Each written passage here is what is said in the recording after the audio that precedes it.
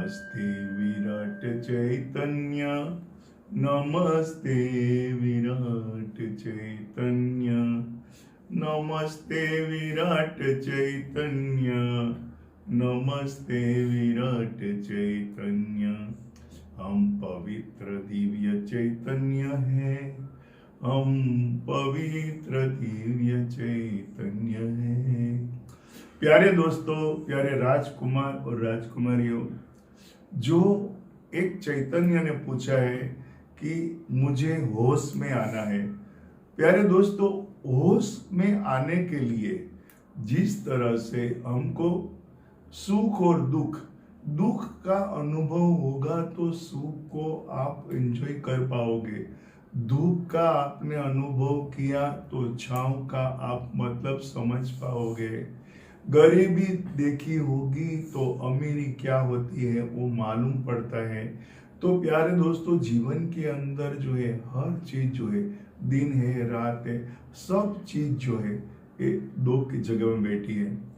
आज जो है लेना है, देना है, पाना है, खोना है। तो प्यारे दोस्तों, हम जब दोनों का अनुभव होगा ना तो हम उसको ज्यादा समझ पाएंगे और अपने जीवन को वो अप्लाई करके हम हमारा जीवन को और बेहतर बना सकेंगे। बेहोशी का अर्थ मानना है, होश का अर्थ जानना है। बेहोश मूर्ति की ओर दौड़ता है, होश चैतन्य की ओर दौड़ता है। बेहोशी मंदिर में लेकर जाती है, होश विराट चैतन्य की ओर लेकर जाता है। बेहोशी दूसरे का बताया हुआ रास्ता है, होश खुद का चुना हुआ रास्ता है। बेहोशी गंवाने का रास्ता है, होश पाने का रास्ता है।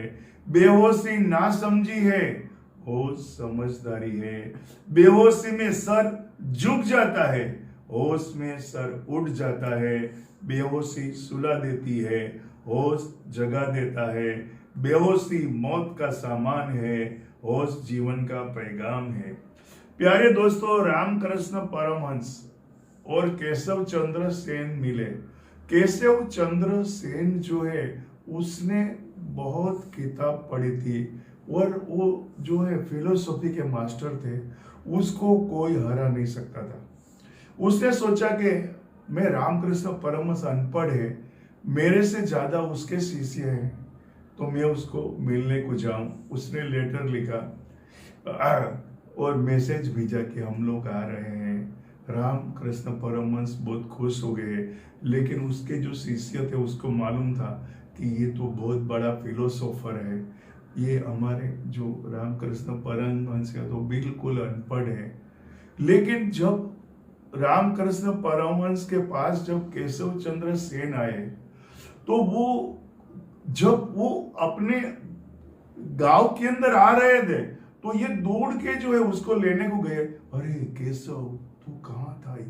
मैं तुझे जन्म से तलाश कर रहा हूँ। वो हर बार पूछता है कि भगवान क्या है, तो रामकृष्ण परमहंस सिर्फ इतना ही बोलते हैं कि आप जो है वही भगवान हो। हर बात बोलते हैं तो बोलते हैं तुझे बुलाने वाला भगवान है, तेरे अंदर भगवान है। भगवान के सिवाय इस पृथ्वी पर अलावा कुछ नहीं है। तो आधा घंटे तक यही बात चलती रही। फिर केशव चंद्र सेन ने पूछा उसको कि आप राम के बारे में क्या जानते हो? राम का अर्थ आत्मा होता है। तो जैसे ही राम शब्द सुना तो रामकृष्ण परमहंस जो है वो समाधि में चले गए। उसने 8 घंटा तक डांस किया। प्यारे दोस्तों, डांस कर रहे हैं रामकृष्ण परमहंस, लेकिन होश बेहोशी उड़ गई जो है वो केशव चंद्र सेन की थी। शाम को जब केशव चंद्र सेन ने जो देखा तो वो रामकृष्ण परमहंस के चरण में झुक गए थे। प्यारे दोस्तों, बेहोशी थी क्या, उसको समझ में आ गया कि होश क्या होता है। प्यारे दोस्तों, हर एक के जीवन के अंदर कुछ न कुछ जो है वो हमें ईश्वर हर बार कुछ न कुछ संकेत देता है। बेटा तू जाग जाग जाग, तो जो कर रहा है वो सही नहीं है। इनका यदि आपको अनुभव करना है तो आप जो है ना हमारी अंदर ही जो है वो चैतन्य बैठा हुआ है। हम कुछ भी कभी भी चैतन्य को पूछते ही नहीं है। दूसरा जो बताता है वो हम करते हैं। जो दूसरा बताता है वो बेहोशी है मेरे भाई। तो आज जो आपके अंदर जो है, कभी भी कुछ भी काम करो, अंदर जो चैतन्य बैठा है ना, उसको खाली शांत बैठ के पूछो। जब आप शांत बैठते हो ना, तो जो सोल पावर है, चैतन्य की एनर्जी है, वो देखने में, बोलने में, सुनने में बहुत सी चली जाती है। और जब आप शांत आंख बंद करके बैठते हो ना, तो आपकी जो सुनने की एनर्जी है वो आपने बचाया, बोलने की एनर्जी को बचाया, देखने की एनर्जी को बचाया। ये तीनों एनर्जी जो है वो चैतन्य को मिलेगी ना, तो चैतन्य आपको जवाब देगा। हर काम के लिए उसको पूछो। होश कुछ भी नहीं है मेरे भाई, खाली जो है हमको मालूम पड़ना चाहिए कि इसे बेहोश कहते हैं। तो प्यारे दोस्तों, जिस केशव चंद्र सेन को मालूम पड़ा कि ये मेरी बेहोशी थी, वो होश में आ गया। आप सोए हुए हो। आज एक जो मुल्ला है वो जोर से चिल्ला रहा था, तो कोई फकीर वहां से निकला और उसने मुल्ला को पूछा कि मुल्ला, इतनी बड़ी जोर से बांग पुकार रहे हो, तो आपका खुदा क्या बहरा है? वो बोलते हैं मेरा खुदा बहरा नहीं है, लेकिन खुदा के जो बंदे हैं ना, उसकी गहरी नींद है। प्यारे दोस्तों, आज जो है वो मैं बार बार एक बात इसलिए कहता हूँ, जागो जागो जागो।